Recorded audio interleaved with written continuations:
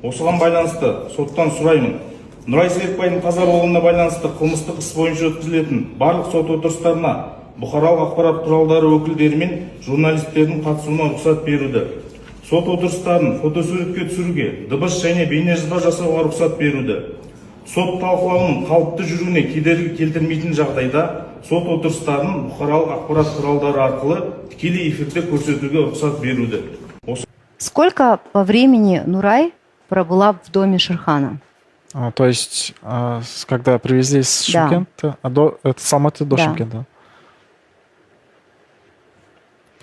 12, не знаю, где-то 12 плюс-минус часов.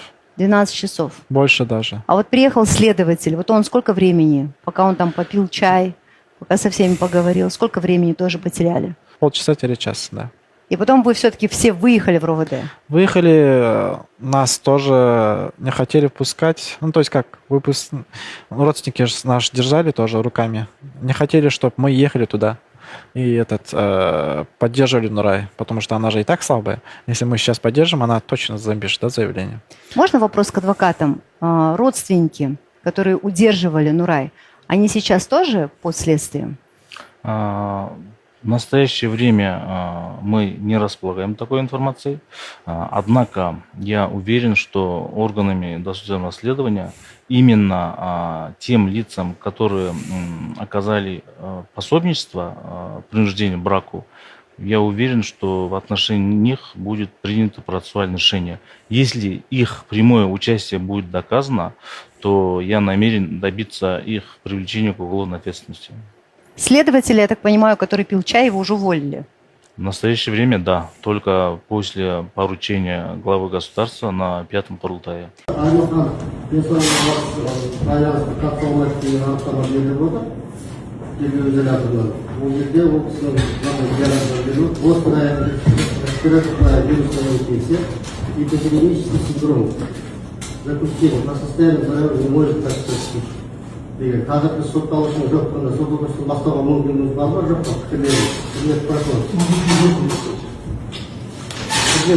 Сегодня подано ходатайство о допуске журналистов и средств массовой информации на данное судебное заседание. Так как данное судебное заседание является открытым процессом, само преступление еще в начале совершения получило большой общественный резонанс. Шум дошел до президента.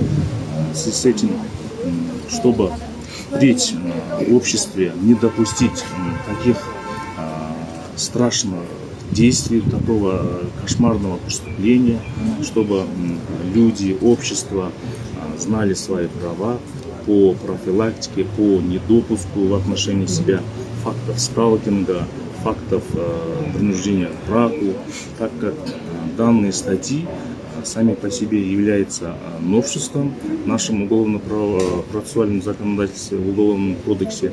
Закон был подписан президентом 16 июля 2025 года, и они вступили в силу по истечении 60 дней.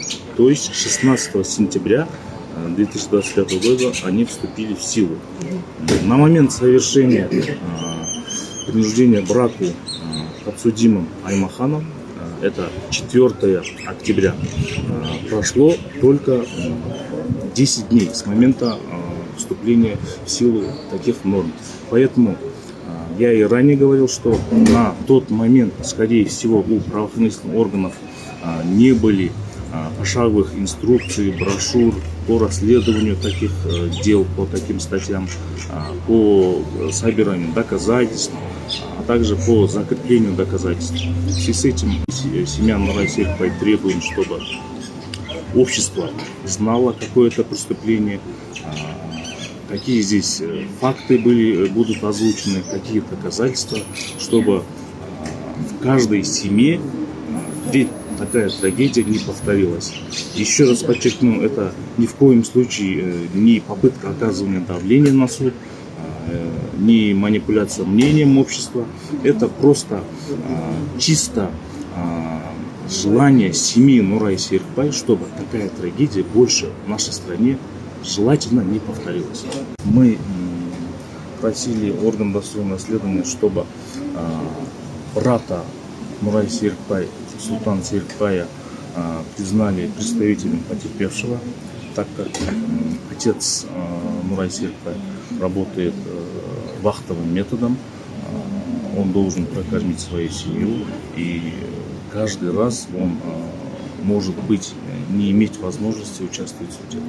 А также, что Султан Серикбай с начала года, то есть с момента совершения преступления, тесно работает с журналистами, он знает все дело, и нам хотелось бы, чтобы он выступал в суде, участвовал в суде, и после каждого процесса вот так давал интервью журналистам. Что орган досудебного расследования отказал в привлечении родственников подсудимого по факту пособничества в принуждении к браку, так как в материалах дела имеются материалы, где прямо или косвенно указывает о роли некоторых членов семьи, именно близких родственников, которые встретили Нурай Серикбай, которые одели ей платки, есть и лица, которые ее уговаривали остаться.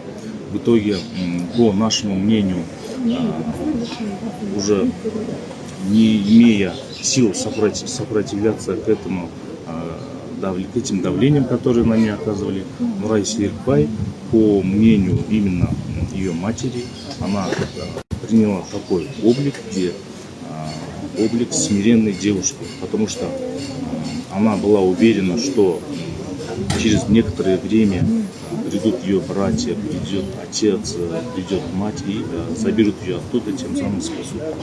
Что и в итоге случилось. Там она не оказывала никаких сопротивлений. Мы были уверены, что в действиях близких родственников подсудимых имеется такой состав преступления, однако орган досудебного расследования отказал нам в этом. Я это ходатайство еще и на судебных процессах буду озвучивать.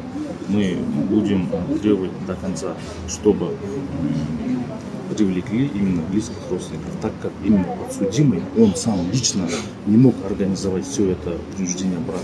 Помню, что по последовательности, по хронологии, первым было совершено уголовное правонарушение, это принуждение к браку.